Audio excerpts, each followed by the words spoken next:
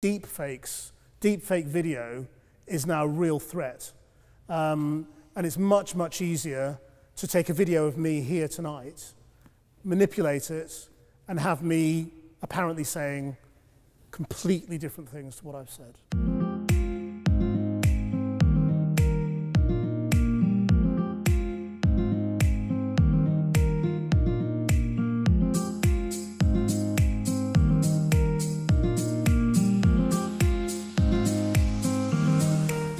I think you may have slightly misunderstood what I've said. I've never spoken out against impartiality, and I think impartiality is really, really important in British broadcasting. And that's, you know, it's underpinned in law, it's part of our regulatory regime. I would really not want us to go down an American route of being able to take opinions within broadcasting. Obviously that exists already on the internet, and there's a place for that kind of media. But I think in terms of our regulated, call it mainstream media if you like, we should hold on to impartiality very, very clearly. What I have said about racism specifically is that when you see something, you should say what it is. And you're probably referring, I don't know whether you're referring to Naga Manchetti or whether Trump or whatever it is, but I think the only time I've kind of really commented publicly about that specific thing was about the Trump tweets. We were just talking about this outside actually, and I think it's absolutely fine to look at something and say, you know, that statement is racist without deciding that the person is racist or working out what the motive is. And I think that's where you start getting into more subtle, nuanced decisions about what you're going to say. But in terms of the role of broadcast media, I think it is now and will be what it's always been, which is to uncover the truth, to reveal things, to you know, hold people in power to account, and to, you know, bring as much of the reality of the world and the society we live in to our viewers, and to be a forum for discussion and debate and making trouble.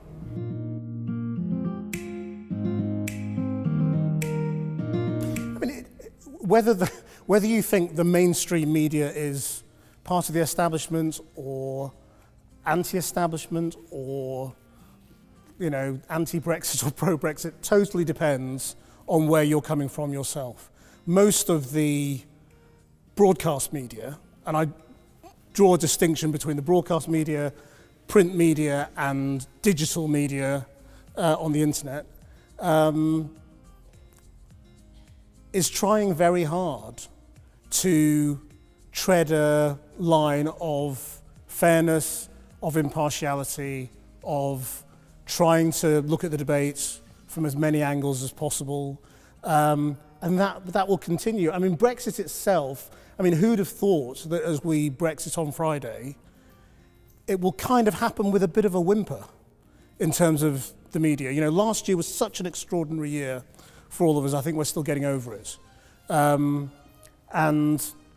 the excitement of that political cut and thrust and uncertainty and constant toing and froing and people resigning and governments almost falling and all of that has just kind of gone with the election.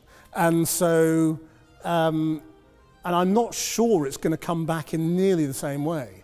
I mean, obviously there will be huge amounts of debate about the trade deal or trade deals to come, the actual, you know, nature of our relationship with the European Union, but I don't think it will get anything like the attention in the broadcast media that the last year has seen. And so we're all kind of adjusting to exactly how we'll cover it, what our role is, what people want. You know, basically it's the same thing. We'll be going out to try and find out what's going on and trying to speak to as many people in power or in influence as we possibly can to reveal that to our viewers. And the extent to which it becomes that sort of obsessive thing that Brexit had become last year, where you're following literally every twist and turn, you know, of what Mark Francois has said today, it just isn't going to happen. because we've moved on and things have changed.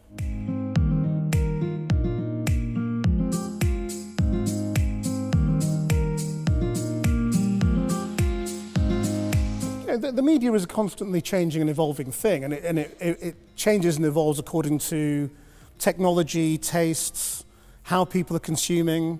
So, an organisation like Channel 4 News is defined really by our, our attitude towards what our role is. What the kinds of stories we're covering, our brief to cover things that other people don't cover, to go to parts of the world that other people don't necessarily cover. It's why you'll see more of Syria and Africa and Asia and all those sorts of stories on our programme that you maybe don't see on the mainstream tea time bulletins on other channels. But that ethos, was kind of is the same ethos fundamentally that it's been since it began in the 1980s. What's changed is how we're doing it, how we're approaching the storytelling, where we're putting our journalism, so that, we've gone from being a single programme at 7 o'clock at night for a British television audience that watches live to an audience that records, that would record on video recorders or skyboxes, would time shift, when +1 channels came out, that was all a big deal, to an audience that largely consumes its news on mobile phones and the internet. And so that's what's changed, in terms of where you're putting your news. And that changes really, really quickly. So our approach to Twitter, Facebook, Instagram, YouTube changes over a matter of months, according to what's happening in the market, how people are consuming, what Facebook are doing with their algorithm, and how we understand things, because we're learning about this stuff all the time. So we've gone from an era of kind of clicks and, just obsessing about page impressions and people watching things for a matter of seconds, to a much deeper engagement with our viewers on YouTube, on podcasts, where people are staying and actually understanding and consuming our journalism in full.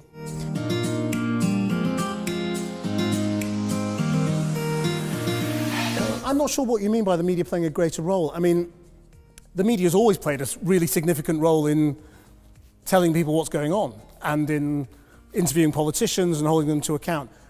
It is social media that has transformed the landscape and has played a much, much bigger role in influencing elections than traditional media. That's been the big explosion.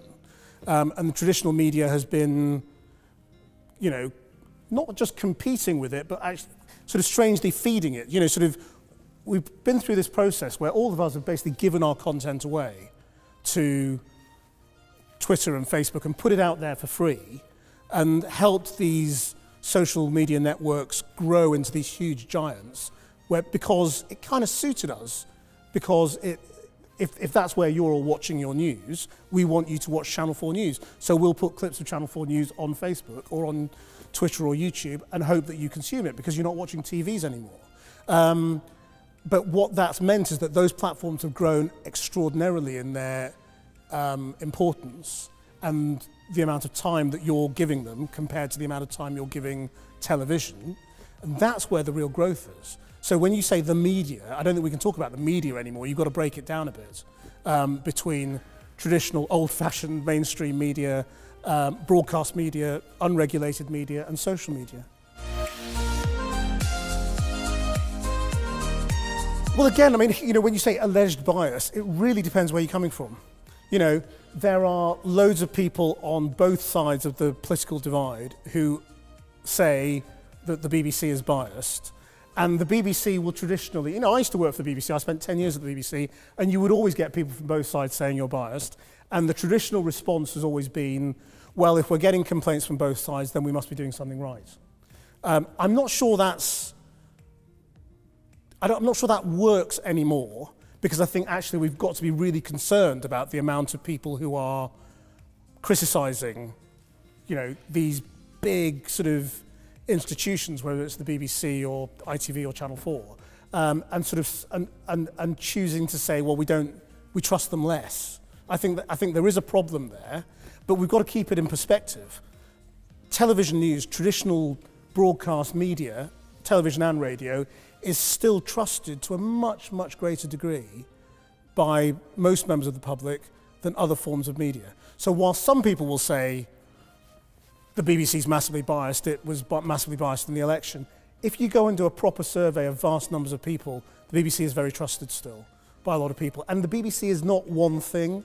You know, the BBC is not Laura Kuenssberg or Nick Robinson. It's all sorts of things that different people consume. Some people just watch the 10 o'clock news, some people just listen to the Today programme. It's Newsround, it's all those things as well. So I think it's very difficult to generalise about these things. And I don't honestly think, do I think BBC journalism has suddenly become biased in a way it wasn't? No, of course not.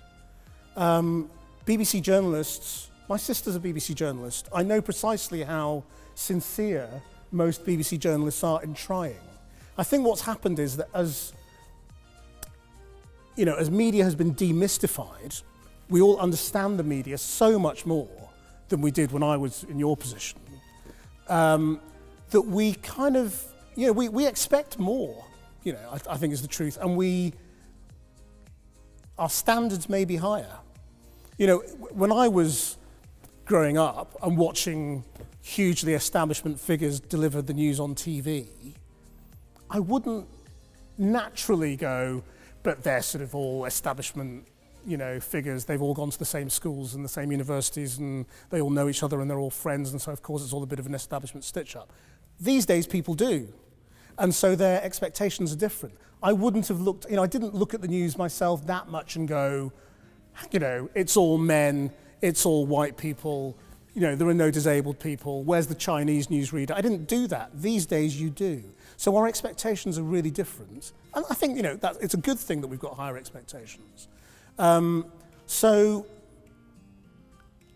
all organisations make mistakes. I don't want to defend everything that's ever happened on all these platforms, and certainly, it can barely sort of, it's difficult to defend absolutely everything in my own, organisation, let alone other organisations. So of course there are mistakes, there are things that go wrong, and they have a slightly different approach to the news to the one that we have at Channel 4 News. They take different editorial decisions. But do I think there's a genuine attempt at stitch-up bias that's directed? No, of course not. The BBC is a massive bureaucracy apart from anything else. It's thousands of people. The idea that there could ever be, an organised conspiracy to be biased in any one way in an organisation like that is ridiculous.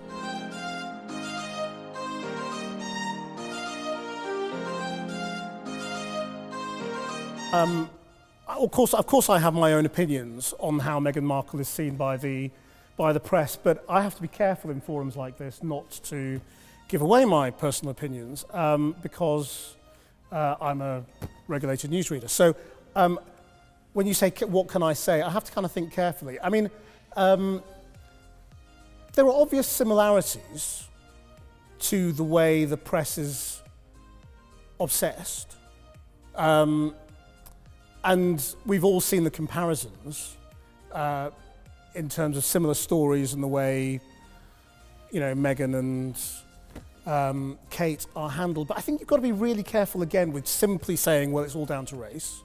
It's not all down to race. I think there is some, I think there is definitely a racial element and an outsider element and a sort of a general sort of we don't like her element to the way she's been handled by some parts of the press.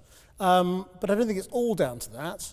And it's very difficult to generalise, because the way the royal press works is it's like any kind of, it's like the lobby in Westminster or any kind of organisation of journalists. Journalists kind of work in a pack on a particular area.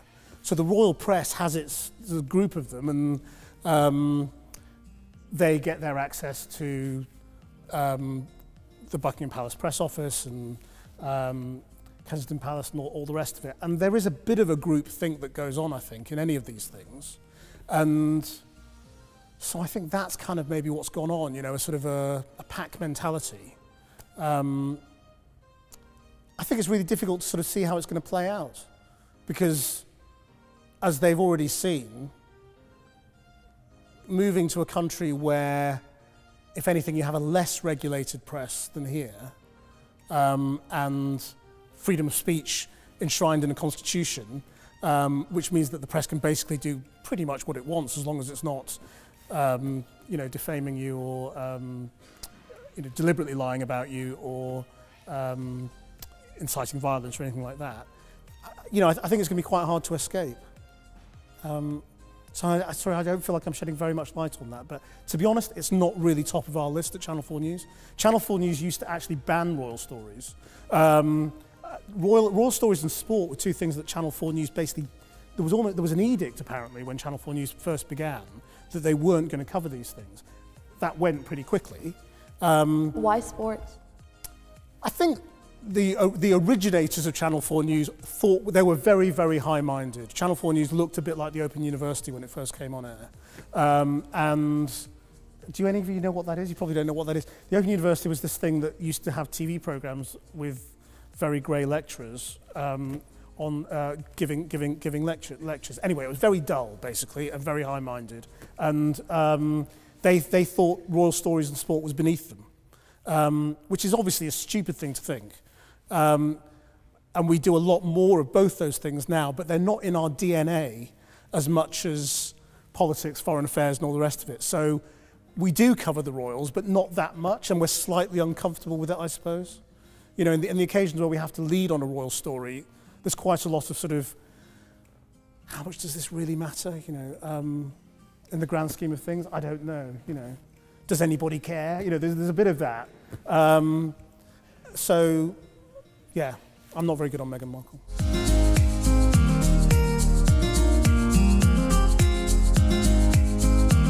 That's the question I always really struggle with, I always have, because I'm very fickle, and the most interesting thing is usually the one I just did, because it's in your head. And I genuinely find most people really interesting who I interview. The podcast is interesting because I basically started doing it because I wanted to do a different kind of interview to the one I do on the news. It was almost as a discipline. A lot of news interviews, especially when you're holding people to account, are challenging, assuming that the person is not really telling you the truth, trying to expose them in some way, because you know that they're media trained, they've come on with 2 or 3 things that they want to say, and it's your job to try and get beyond that or behind that or whatever it is and challenge it. And I wanted to do an interview that came at things a totally different way and just sort of asked people fairly open questions and went with it and said, well, that's interesting, let's talk more about that. So that it could be a little bit more about ideas and motivations. The ones that, it's funny, the ones that go viral are often the ones that you least expect. They're not necessarily the biggest names, but they're the ones with big ideas. So, it will often be, whether it's Richard Curtis talking about the world being a much better place than you would think by watching the news, or whatever it might be. There are often things that when you're doing the interview, you don't necessarily go, that's the clip. That's the clip that's going to go mad on Twitter. But fortunately, we have a group of much younger people than me who understand what's going to go mad on social media much better than I do, and they cut them up and put them out. And so no, in terms of interviews, over my career, the interviews that kind of stand out are usually the most challenging ones. Gordon Brown, when he was Prime Minister or Chancellor, he was a tough interview to do because he knew more about the British economy than you, and he was clever, and he would engage with the interview. Or very, some of the really aggressive ones. Abu Hamza was a very controversial preacher in Britain who was on the TV a lot after 9/11, when Britain was wrestling with what is incitement to violence, what is an acceptable conversation about Islam, all those sorts of things. He could get very, very aggressive. those sorts of things would be tough. Often, to be honest, the most aggressive interview I've ever done was actually with an animal rights activist that I was totally not expecting. And so often those things are the surprising ones. But to be honest, the interviews that stand out for me personally are usually not very famous people. They are people who I may have met through, I do a program called Unreported World, which is a foreign affairs documentary series that sends me all over the world to strange places. And it will be, you know, I spent a week following a family whose newborn baby was malnourished in Yemen. Getting that kind of access to people's lives and the raw reality of what they were going through, and their baby died. And I was with them in the unit while the baby was being treated, and then saw them afterwards after the baby had been through hospital and had died. That kind of access to people is the real privilege of the kind of journalism that I do. So those are the people who really stay with me. Politicians and celebrities, they're kind of a bit here today, gone tomorrow.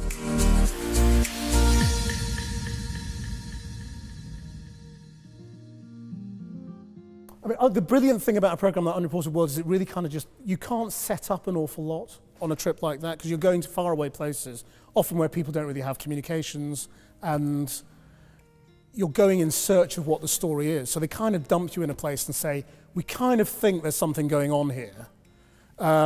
Could you go and find out what it is? And you go there for 2 weeks, and you don't have to file for the news, and you don't have to, write for anyone else. You could just go and immerse yourself in it for 2 weeks and go and talk to people. And it's brilliant. So going to Mali, we kind of thought, we had a sort of a feeling that a lot of these religious treasures, books and buildings that Mali is famous for were under threat from the war. But we didn't really understand how, or almost, who the war was really between, because we talk about Al-Qaeda as if we kind of know what that is, as if it's the same thing all over the world, and it's obviously not. So that, and who the good guys are in that war is quite difficult, because the most memorable thing we had was going off to meet what a group called groups of hunters. The hunters were literally the hunters in the village, men with guns who would go off and kill animals to eat. But now they've become defenders of their villages. And a lot of young men have signed up to join these hunters, and they are really weird, sort of Mad Max type characters, and they've got a lot of superstitions.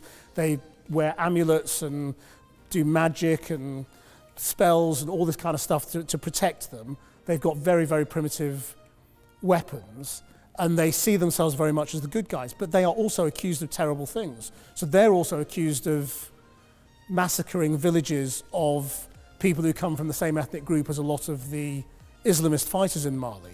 So you go and meet these guys, and they're quite scary. They're all tooled up, and they've got machetes and guns and amulets and strange things. And they all arrive on motorbikes. They sort of ride around on motorbikes.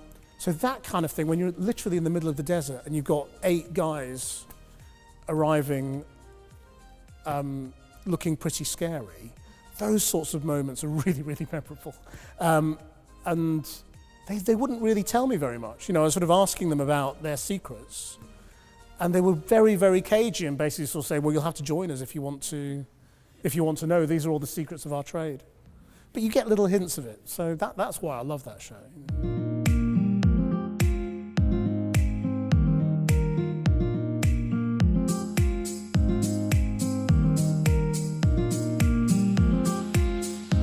Most celebrities, I'm not holding them to account, to be perfectly honest. Most celebrities, I have a sort of pretty gentle chat with them about what they're doing.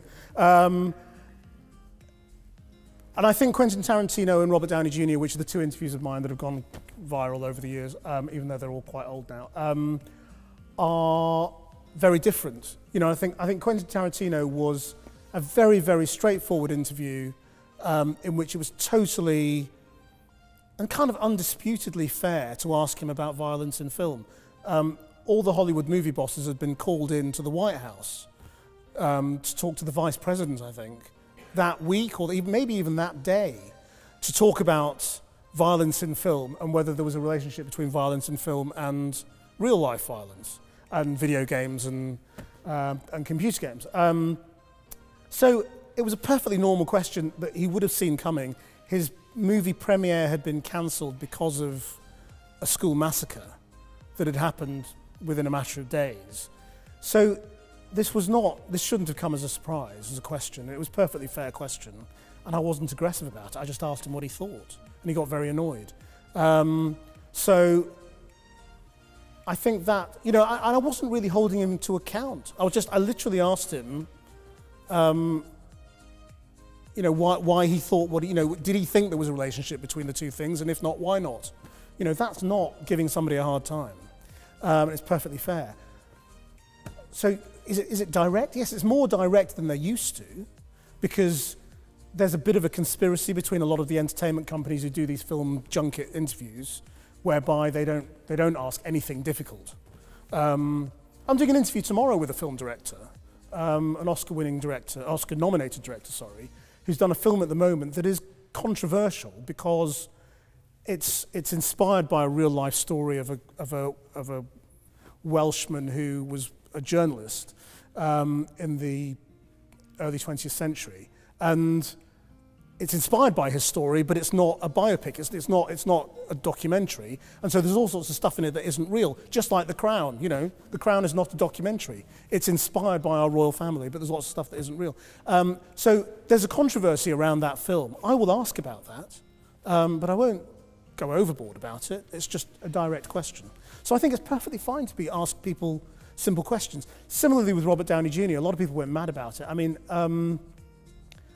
I warned them, you know, normally I never ever tell people what I'm going to ask. It's like a sort of basic rule of journalism that when people say, what are you going to ask me, you don't tell them. Unless you're doing a story with a victim of crime or something like that, you know, where you're trying to, and you're getting their confidence and making a documentary about them or whatever it might be, then of course you discuss what you're going to talk about. But in a normal interview, when people say, what are the questions, you don't tell them. In that instance, because of Tarantino, some of the film companies were quite jumpy about doing interviews with me, and they asked, what are you going to ask? And I got a call from the producer saying, what are you going to ask? And I said, well, I don't know. I mean, because it was a couple of days down the line, I hadn't really thought about it. And I said, well, I suppose he's gone from being in prison to being one of the most bankable stars. It's an amazing story. I'd like to ask him about that. I knew he'd talked about that in the past in previous interviews. And we'll talk about the film, which was an Iron Man film. And that's precisely what I did. And, you know, it went wrong. He got upset about the questioning, and I probably didn't handle it as charmingly as I could have done. Some people would have just moved on and said, forget it. I didn't. I probably reacted to the way he was with me. You know, you don't always get the interpersonal relationship bang on, but the question itself is perfectly fair. And I think anybody who puts themselves up for interview has got to be open to being asked anything. You can ask me anything, and I may not answer it. I may say I can't talk about that, or I don't have anything to say about that. But if you offer yourself up for interview, then it's all fair, I would say.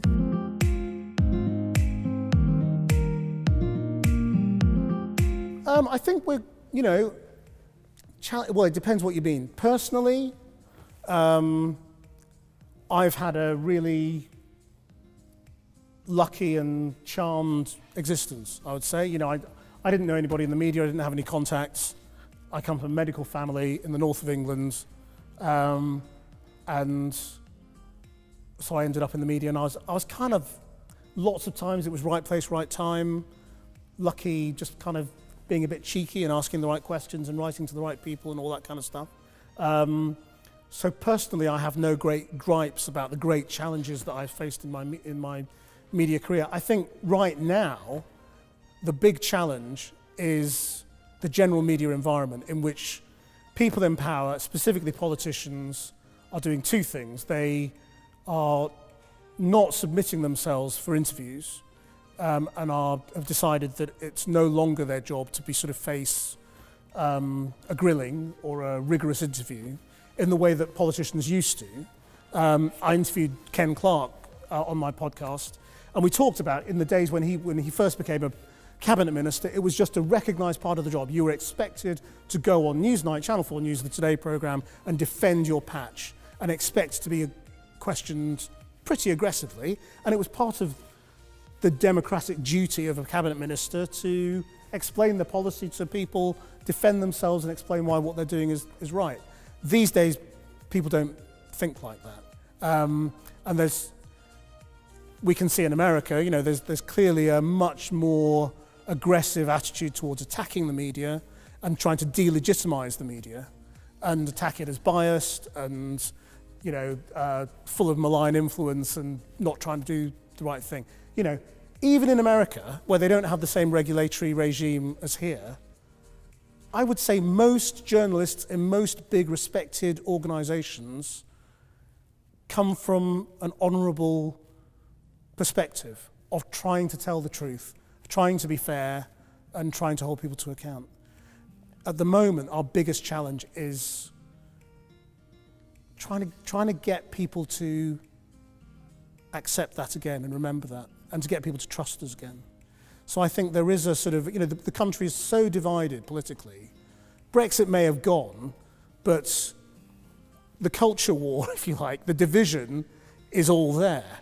You know, you could see it in Lawrence Fox and that whole row last week. You know, and it's the same people on either sides of those debates. So whether it's about race or gender or, you know, whatever it might be, all of these arguments are still there, and they have divided the country, and it has led to quite a hostile attitude towards the media. And I think that is it's the most exciting time for me in the media in all sorts of ways, but it's also a very challenging time. And I think we've got to work really, really hard to try and win people's trust and show that we are honourable in our intent and trying to make the world a better place.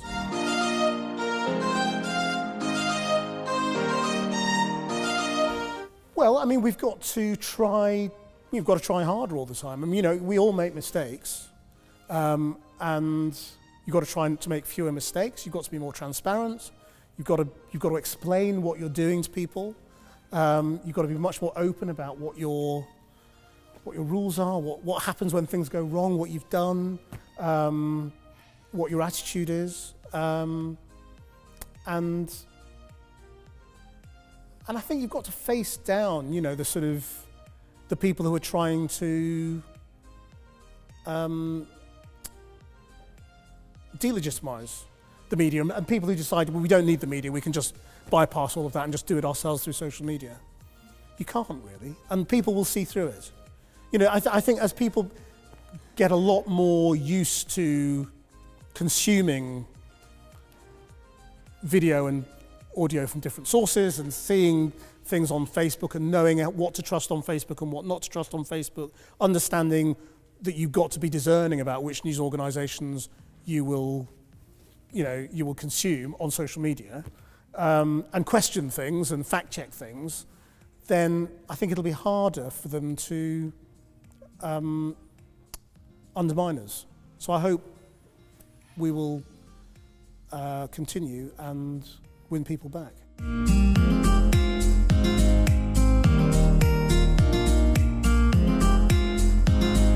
Well, I mean, I would have been a doctor. I had a place at medical school. I had a place here to do medicine. So I probably would have been a doctor. I'd have been a terrible doctor. I'd have probably been one of those doctors who quit and ended up doing something else. I interviewed Adam Kay the other day for the podcast, who's a doctor who resigned after a particularly terrible incident. He was working in obs and gynae, and a baby died on his watch, and that was the thing that kind of really ultimately made him leave medicine, because he felt he couldn't cope with it. But he's written this incredibly funny book. I don't know whether you've seen it, and he does a stage show. So I'd have probably been one of those doctors who quit and became an actor or a politician or something like that.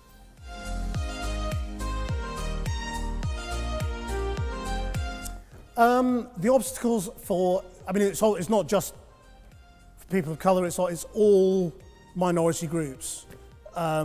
Disability, gender, all basically sort of have the same problem, which is that as you move up through the industry, it's still largely controlled by the same kinds of people, and the same kinds of people struggle to appoint people who aren't like them when they're promoting.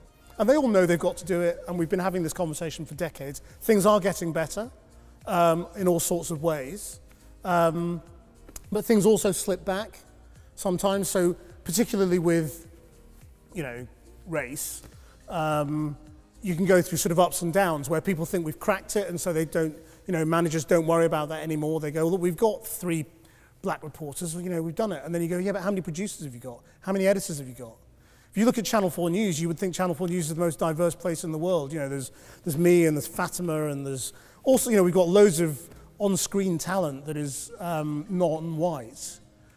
I'm afraid when it comes to behind the scenes, we're not that good. And our management and our, all those structures, they're still, pretty middle class, pretty privately educated, Oxbridge, white, male, So we have a lot of the same problems. And they are tackling it, but some people want to tackle it more than others. And so, the Kobe Bryant mistake on the BBC the other day has had huge amounts of discussion on social media about what does that tell you? Does that tell you that there is institutional racism in the BBC? Well, I don't think it does, to be honest, because I think, I don't know who made that mistake, but it will probably just turn out that it was somebody who didn't know anything about sport and didn't pay attention, and they were in a rush and they didn't read the jersey, and stupid mistakes, inexcusable, but basically sort of human mistakes. But it is also true that these things happen, and these things happen quite a lot. They've happened on ITV, they've happened even on Channel 4 News, where people do get, the wrong picture is put up. I think ITV once put up a picture of Ainsley Harriott instead of Lenny Henry. It always seems to happen with black people. They didn't put up a picture of Paul McCartney when David Bowie died. Nobody did that for some reason. And I think it's because everybody knew. And when it comes to... So it's things like that where you actually see what the effect is of not having enough progression in the industry. And I think it's, I do think it's a problem, but in terms of entry level, the good news is at your level, there's loads of opportunity because bosses all go, this is a problem, we've got to sort it out, we've got to hire some people. And so they try very, very hard to look for much more diverse entry-level people. So at entry level throughout broadcast, gender and race is much, much less of an issue. The issue is higher up. The issue is decision-making. We have no program editors on Channel 4 News, the people who take the daily decision, who are not white. That's not a good thing. We should be more diverse than that. So, and at that level, that's where the problem is.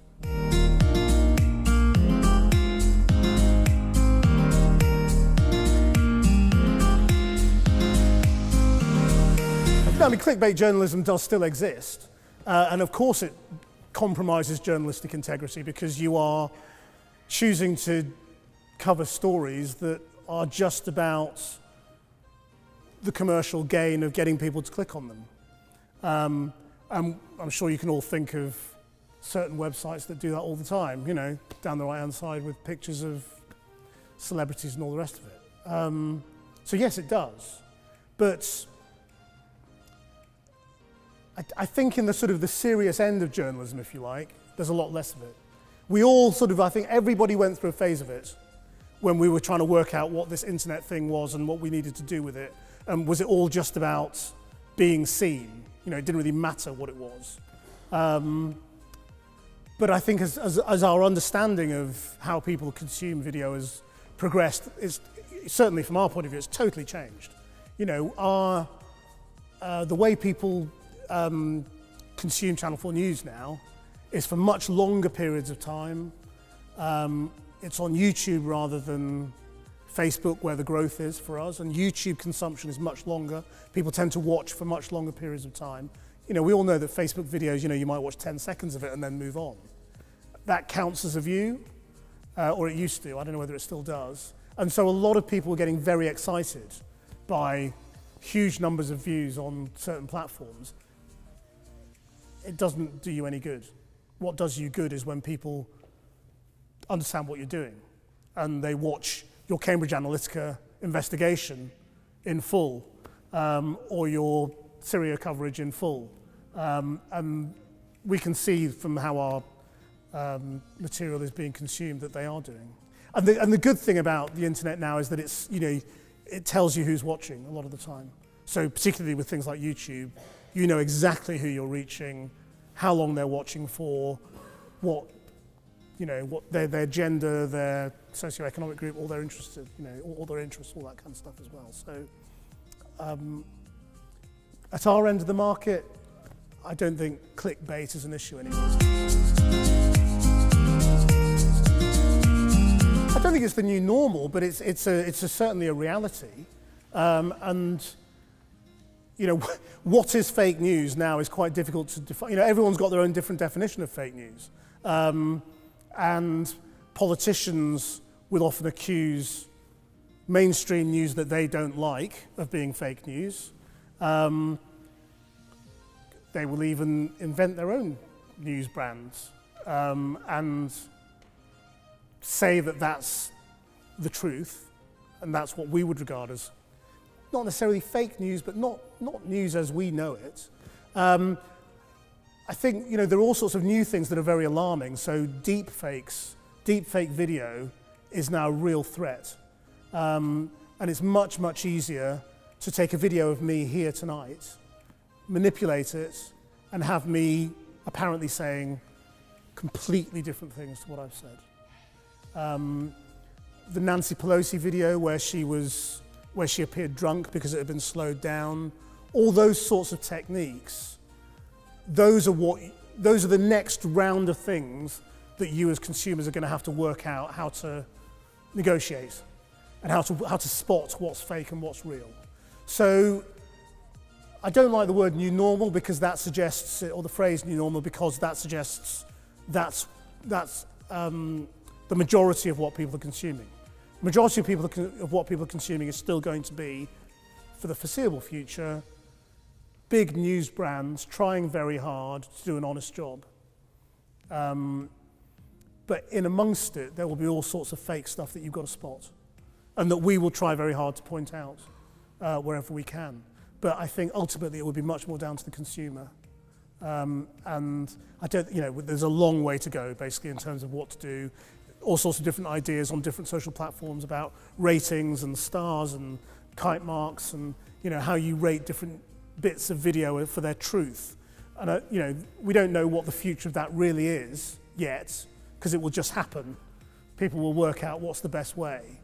But fact checking has already kind of reached its own challenges, which we saw in the election when our brand, Fact Check, was appropriated by the Conservative Party press machine for one night, where they called their own sort of Twitter fact check. So fact checking is already kind of quite difficult for people to work out what's a real fact check, because there are quite a lot of different fact checking brands. So good luck. It's not,